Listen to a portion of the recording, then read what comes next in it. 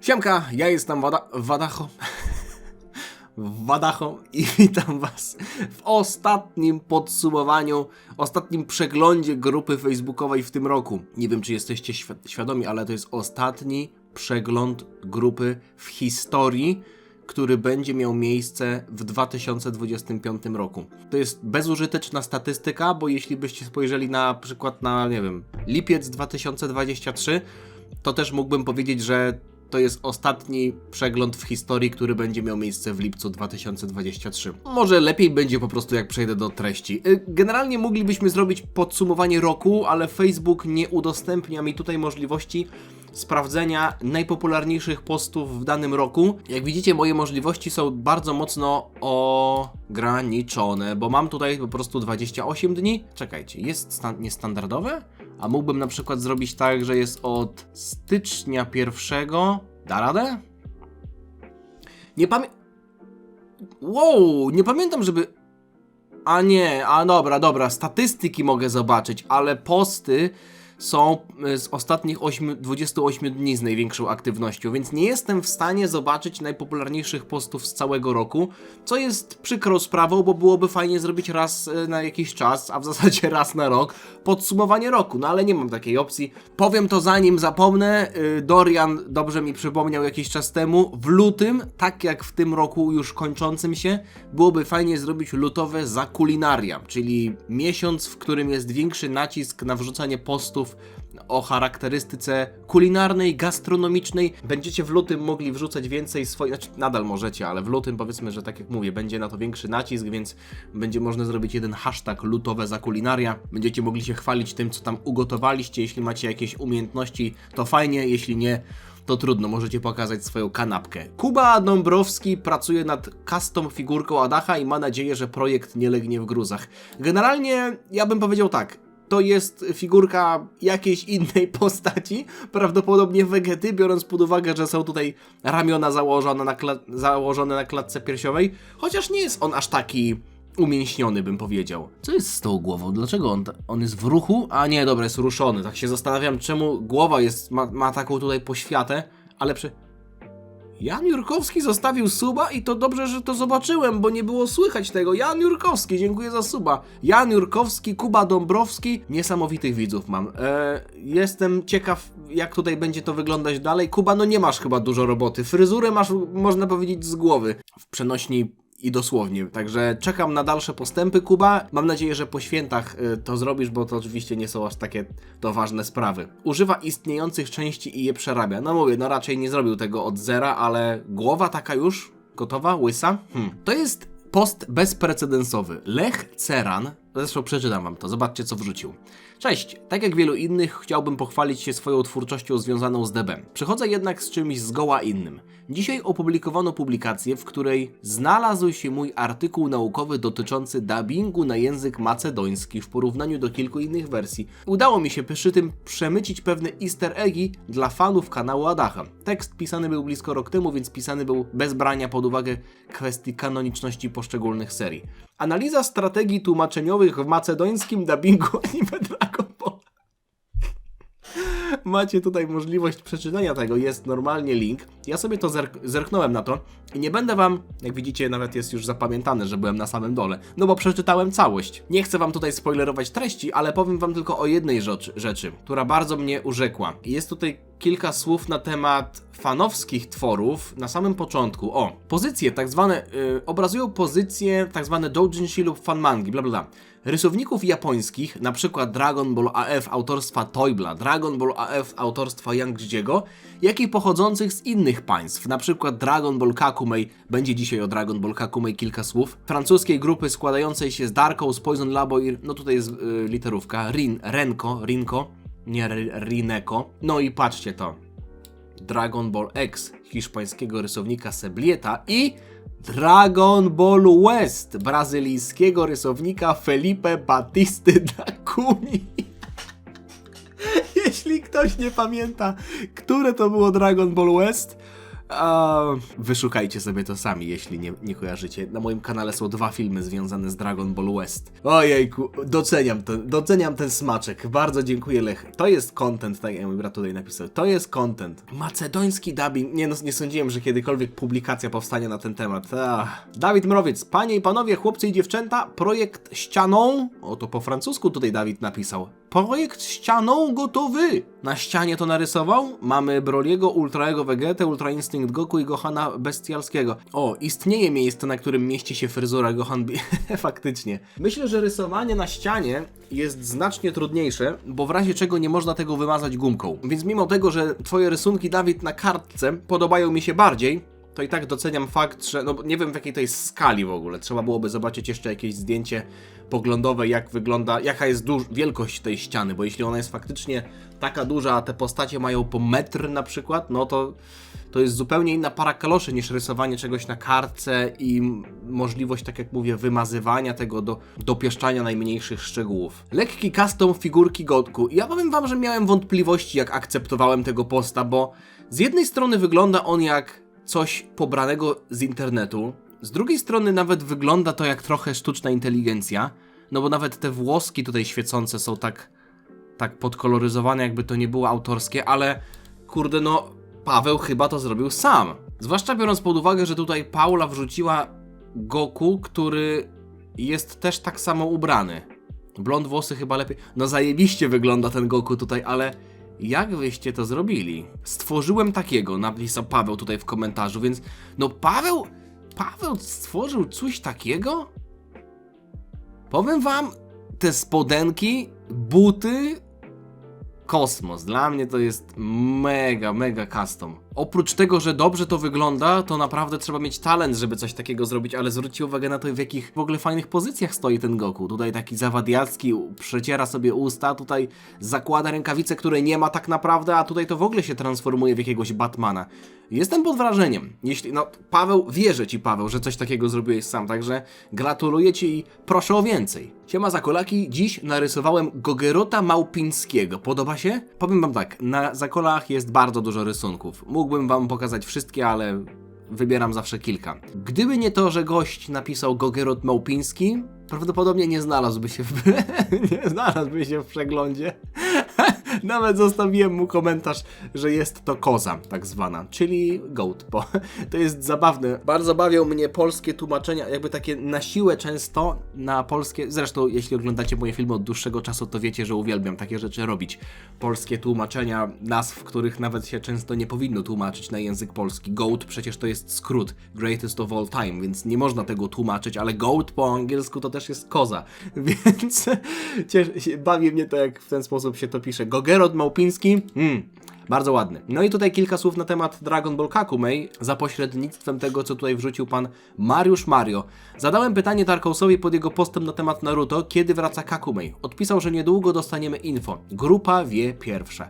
Niedługo o tym opowiem. Szczerze mówiąc, to może nawet już o tym opowiedział, bo jest to 7 grudnia post. Wiecie co? Zrobimy. Sprawdzimy. Tu jest jakieś Naruto, tu jest jakieś Naruto, tu jest jakieś Boruto, tu jest jakieś Boruto, tu jest jakieś Aha. No nie, to nie. Chyba że w postach coś będzie. O, 100 000 Darko zbił. Wiecie co? Jakiś czas temu, jeszcze w poprzednim mieszkaniu, także z 2 lata temu to było lekko, Darkaus poprosił mnie, żebym nagrał taki filmik, bo miał zamiar zrobić taki duży projekt z różnymi youtuberami.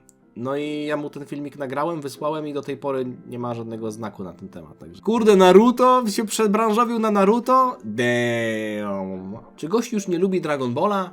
Patrzcie, co tu się dzieje. Jak można nie lubić Dragon Balla, jak kolega Semen wrzuca coś takiego? To jest niesamowite. Co to w ogóle jest? Co to za styl? No ten Vegeta wygląda jak postać z jakiejś amerykańskiej kreskówki. Ale zwróćcie uwagę na światło. Obie prace różnią się procesem cieniowania. Otóż właściwie chodzi o to, że zazwyczaj w DB do robienia cieni na postaci używam warstwy Multiply. Kolor tej warstwy... Dobra, nie będę wam tego czytał, jak ktoś chce sobie przeczytać, bo ja nie wiem, o co tutaj chodzi. Ale mamy 2 cieniowania. które się tutaj różnią czym? Możecie sami ocenić, bo tutaj są różne style z tego, co tutaj napisał kolega Semen, ale obie grafiki są genialne. Jakby to nie jest w ogóle styl Dragon Ballowy, ale on w jakiś dziwny sposób pasuje. W sensie nie mógłbym oglądać anime czy mangi czytać z takim stylem, bo to już myślę, że bardziej pasuje do jednego pojedynczego obrazka, ale jestem pod wrażeniem. Naprawdę to wygląda fajnie. Mister podkreślenie 7 podkreślenie Goat. Mr. 7 Goat tutaj jest podpisany. Takie tam wypociny. Podobają mi się te rysunki, ale zobaczcie, Vegeta się cieszy, no bo on w tej formie był taki szalony, Goku jest spokojny, ale że Gohan się cieszy? Jestem trochę zdziwiony, wydawało mi się, że to bardziej powinno być tak, że Goku jest spokojny, Gohan jest spokojny i Vegeta się jako jedyny cieszy, ale Gohan też wygląda ładnie. Podoba mi się też to, że Vegeta ma inaczej nos narysowany. Goku ma taki tradycyjny nos, powiedzmy trochę w stylu Z-kowym, bo na dole też mamy cieniowanie. Gohan ma taki nos Dragon Ballowy super, chociaż też trochę krzywy bardziej, nie taki typowo Dragon Ballowy super. A Vegeta ma taki styl nosa, który był rysowany w obu seriach, ale raczej w mandze był rysowany, kiedy mamy widok od góry. Takie V, no nie? Podoba mi się to, że każdy ma różny nos. To jest w ogóle ciekawe, co tutaj się dzieje. Jacek Kotewicz raz na jakiś czas wrzuca takie rysunki minimalistycznych postaci. Pokażę wam to, bo on wrzucił tego więcej. Tu jest Trunks. Tu jest Broly. W ogóle ładnie wygląda, nie? Takie bardzo małe są te rysunki i główki są minimalistyczne, ale jeśli chodzi o detale chociażby na futrze czy mięśniach, no to tutaj nie ma się czego przyczepić. Jest mały gogecik. Jest mały gok. Znowu w życiu mi nie wyszło, jest nazwa tego. To jest w ogóle niesamowite. Tu mały Goji. Co to jest za pamperek? To jest wcześniejsze rysunki, także no nie wiem, o co tutaj Jackowi chodzi, ale też mi się to podoba. Poproszę o Chaozu w takim stylu. Mogę poprosić o Chaozu, chociaż Chaozu sam już jest w sobie. Może nie Chaozu. To może o Piccolo. Nie było jeszcze Piccolo w takim stylu. Karol, patrzcie, co tutaj się dzieje. To jest też... Nie wiem, jeśli chodzi o cieniowanie, o kolory, dla mnie jednym z największych problemów Dragon Balla Super pod kątem wizualnym jest ten żółty, no nie chcę, żeby to brzmiało, tak żeby miał dostać potem bana na YouTubie. To nie jest tak, że mi przeszkadza ten kolor w ogóle, ale Goku jest po prostu świeci się jak psu jajca. Sposób nakładania cieni i kolor Goku jest kompletnie nieadekwatny. Okej, z jednej strony to jest nienaturalne, z drugiej strony można powiedzieć, że to, co jest na dole, jest nienaturalne, ale zwróćcie uwagę na to, że światło Goku, jego aura jest niebieska, więc ma to sens, że jego skóra jest nieco bardziej chłodna przez to, jakie on światło emituje. A tutaj kompletnie nie pasuje to, że Goku emituje niebieskie światło, a jego skóra jest żółta. To jakby są dwa różne końca tego spektrum. Dwa różne końce, no nie? Więc ja nie zgadzam się z tym, co tutaj pisze Arkadiusz, że to mega słabo, bo moim zdaniem to wyszło bardzo dobrze i pod kątem kolorystycznym wygląda to znacznie lepiej. Kreska oczywiście się różni, odbiega od tego, co widzieliśmy, ale moim zdaniem to dobrze, bo modele Yamamuro z Dragon Balla Super są po prostu złe. W moim odczuciu. Komuś się może podobać, ktoś może być do tego już przyzwyczajony, ale to, co narysował Karol, bije oryginał pod każdym względem. Nie mówię, że chciałbym oglądać anime w takim stylu, bo mimo wszystko jest on... trochę on odbiega od tradycyjnego Dragon Balla, ale to, co narysował Yamamuro, to też jest gówno. Znaczy też, to jest gówno. To jest gówno. Tutaj jakiś artykuł, że mężczyzna jest bez kompleksów, Zakola dały mu pracę, pewność siebie, miejsce w internecie. Co to za amator Zakoli? Pamiętajcie, spływ kajakowy w Skierniewicach teraz, kiedy mamy sezon zimowy, no to wiecie, na kajakach jest trochę trudniej pływać, dlatego do każdego kajaka dołączany jest lodołamacz. Na dziobie kajaka macie taki, no jak na przykład są lodołamacze na Arktyce albo na, no nie wiem, koła podbiegunowego pływają lodołamacze, żeby łamać lód, jak to się mówi, nie tylko zresztą na kole podbiegunowym. Mamy takie nakładki na kajaki. Jak się je nałoży, to można normalnie pływać po zamarzniętym jeziorze, także z kodem Zakola 25% taniej. Zapraszam serdecznie. Czy sezon, świątek, piątek czy niedziela, pływamy. Sport to zdrowie. Kiedy przegląd i tier listy Zakoli Grupowiczów? Dałem tu haha, ale teraz sobie myślę, że to nie jest głupi pomysł. Wpadłem na pewien pomysł. Znaczy, nie wpadłem. Został on mi tutaj podsunięty przez kolegę Pawła. Możecie na mojego maila, który teraz wyświetli się na ekranie, jeśli ktoś chce, i pozwala na udostępnienie swojego wizerunku na filmie, wysyłać zdjęcia swoich zakoli. Najlepiej z przodu, no nie, że z boku, chociaż możecie zrobić kilka zdjęć, ale z przodu. Może zrobię, jak będzie dużo tych zakoli, jeden film, w którym oceniam wasze zakola. Tak, to jest wszystko. Oceniam wasze zakola na przykład od 1 do 10, albo wymyślę jakieś kategorie, zrobię ranking albo tier listę na przykład waszych zakoli. Także nie wiem, czy to będzie szybko po wrzuceniu tego filmu, bo jak wyślecie mi mało, to będę przypominał o tym, na przykład w kokle o tym przypomnę, ale ci, którzy wyślą pierwsi, no to będą pewnie jako pierwsi oceniani. A możemy coś takiego zrobić? Dziękuję, Paweł, za pomysł. To będzie dziwny film, ale chciałbym coś takiego nagrać. Mała aktualizacja Adriana tutaj, jeszcze nie mówię ostatniego słowa. Zobaczcie tę gablotkę. Dużo tutaj popów widzę, ale też inne figurki. Przyjrzyjmy się z bliska, bo chciałbym też się pochwalić wam czymś, co ostatnio kupiła mi Mardzia. Bez pytania, po prostu była w Biedronce na zakupach i przyniosła mi popa. Możecie teraz napisać w komentarzu, jak myślicie, jaka to jest postać. To nie jest Dragon Ball, to nie jest Hunter, to jest inne moje ulubione anime. Teraz dam 10 sekund i zaraz wam pokażę, co to jest za postać, a wy w tym czasie napiszcie komentarz z waszym strzałem. Jak myślicie, co to za pop? Ja wam powiem, że trochę się przekonałem do popów z biegiem czasu, bo niektóre są naprawdę ładne. Te twarze zawsze są takie same, ale ten, którego tutaj dostałem, naprawdę mi się... O, Marcia właśnie kicha, dlatego że o niej mówię, tak? Tak to działa. Taki Zoro. Zajebisty, nie? Bardzo mi się podoba. I to jest jeszcze Zoro z designem sprzed timeskipu. Wyglądał nieco bardziej jak pirat. No i oczywiście nie miał blizny na oku. Więc bardzo, bardzo ładny. Podoba mi się to, że ma takie elementy, które po prostu sprawiają, że to nie jest sama figurka, tylko ma też te swoje atrybuty, które trochę dodają przestrzeni tej figurce. No nie? Jest trochę bardziej ona bogata, ciekawa. 3D.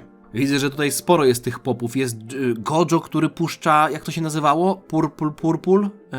Włączył czerwone i niebieskie i robił violet purple. Nie, jak to się tam nazywało. Coś tam purple. Tu też jest Jujutsu, tu w ogóle jest kilka postaci z Jujutsu, ale jest Frieza, Beerus, Vegeta, Goku Black. O, z Death Note'a jest nawet Ryuk i L. Bleachigo. Kilka postaci, jest Nobunaga! O, Netero, Hisoka, Kite. Kilka postaci z Bleacha, jak to się nazywał? Ten nudziarz, aka Kuku, nie pamiętam. Ten Legolas, ten Jin, tak? Nie pamiętam, czy on się tak nazywał. Tutaj tego nie znam. Hisoka, jaki olbrzymi, wow. Vegeta, jaki kurwa wyraz, jaki Goku tu ma wyraz twarzy, ale te dwie figurki są genialne. Co tu się dzieje? Ten Goku i jego wyraz twarzy jest przezajebisty. Wow. Chyba bardziej nawet mi się podoba niż Vegeta, bo jest taki nieoczywisty. Ta pozycja Vegety jest bardzo znana. Tu w ogóle kilka Majin Veget. Też God Vegeta, kilka popów, ten Goku Ultra Instinct fajny, chociaż włosy białe, a nie srebrne. Beast, God, Rose, Shin. Wow, jaka tutaj diorama w ogóle. Czy to można nazwać dioramą? I tutaj Superhero nawet jest Selma. Ale zajebista figurka. Ale zajebista kolekcja. Co tu się w ogóle dzieje? I tu Naruty. Naruty to nie będę oglądał, bo będę jakieś miał spoilery z Narutów i innych anime, to możecie sobie zastopować jak chcecie. Powiem wam, ta kolekcja jest lepsza niż moja. Naprawdę. Adrian, ja ci daję nawet za to serduszko i nawet komentarz. Ale genialna kolekcja. Jak zostawię komentarz, to ten też post zostanie przypomniany innym użytkownikom. Tak to czuję. Narysowałem takie złote kąpielówki. Jest chyba lepszy niż jego poprzednie wersje w moim wykonaniu. Kolor nałożony nowymi kredkami z Biedronki. Co sądzicie? Pozdrawiam wszystkich. Złote kąpielówki. No. Jak będziecie wrzucać rysunki i je podpisywać w taki sposób, to macie 2 razy więcej szans na to, że traficie do przeglądu. Tomek, dziękuję ci za to. Już nawet pal licho ten rysunek. Moja narzeczona przystroiła szafę sztucznym śniegiem. Goku lecący na Ginto w czapce Mikołaja. Wszystko fajnie, tylko czemu on ma fiuty ze stulejką zamiast rąk? Czekaj, kurwa, co?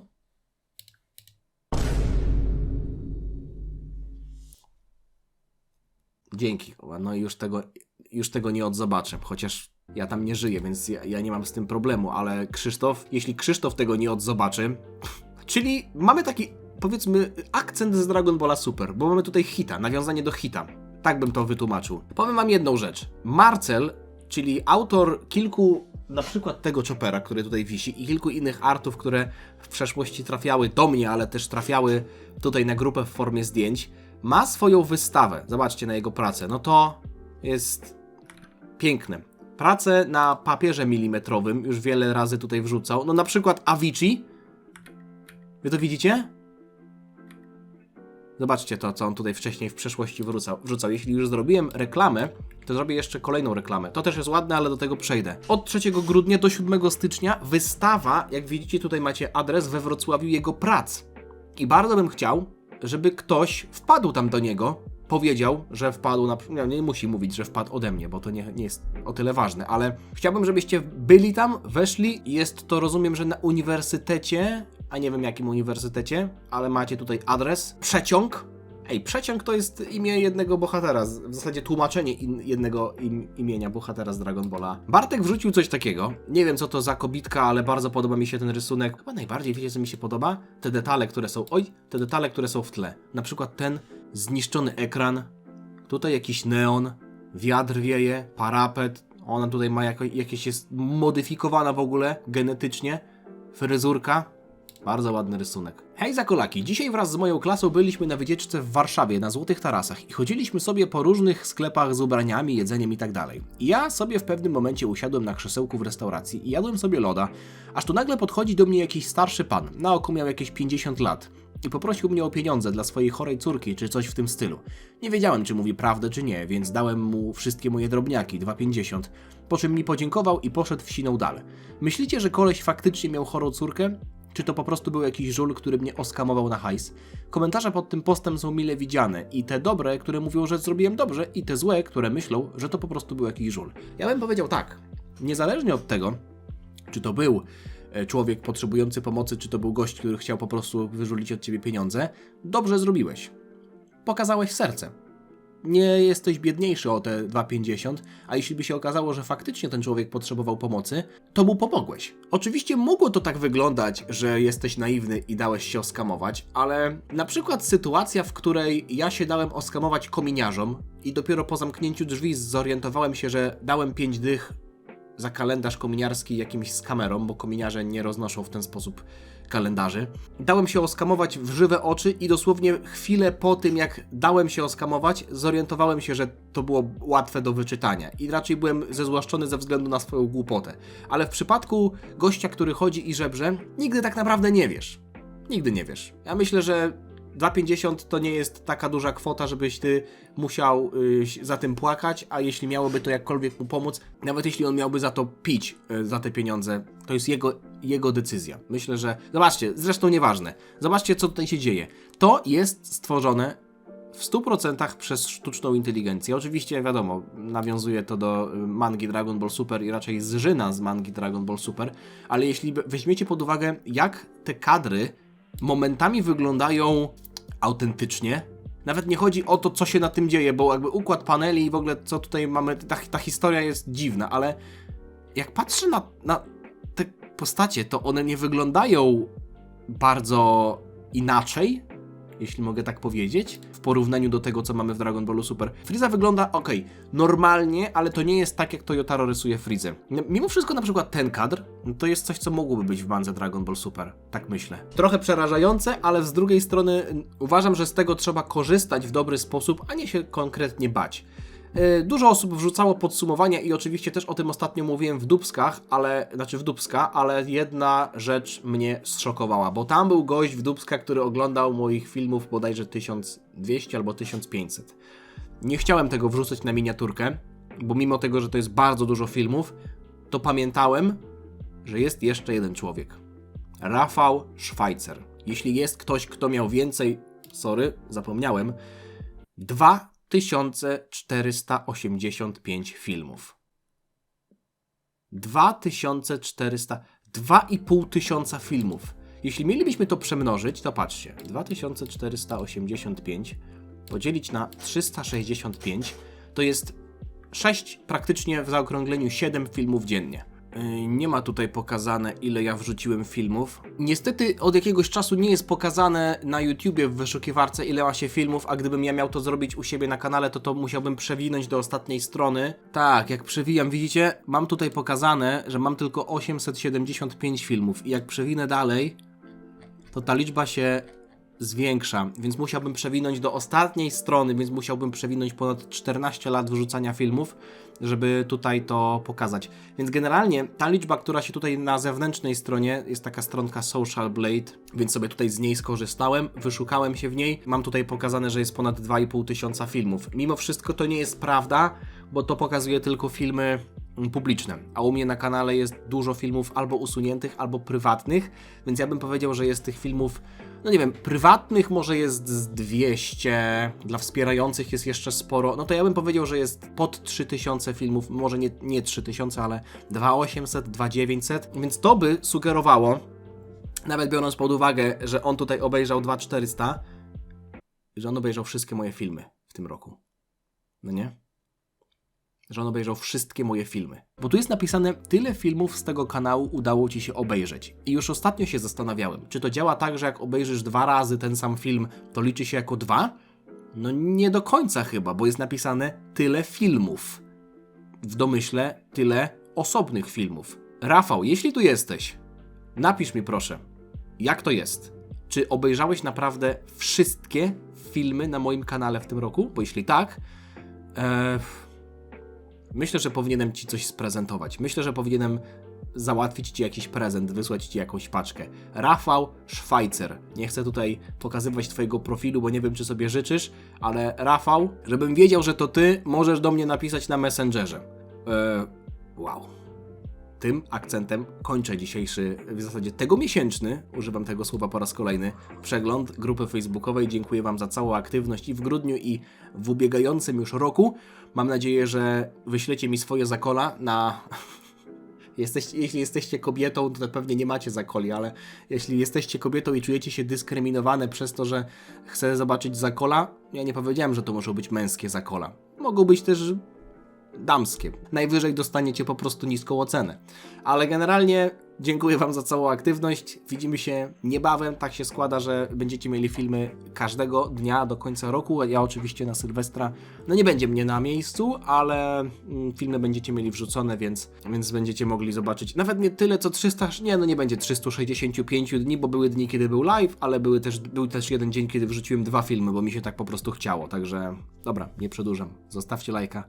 Zostawcie suba. Dzięki za wszystko. Dziana.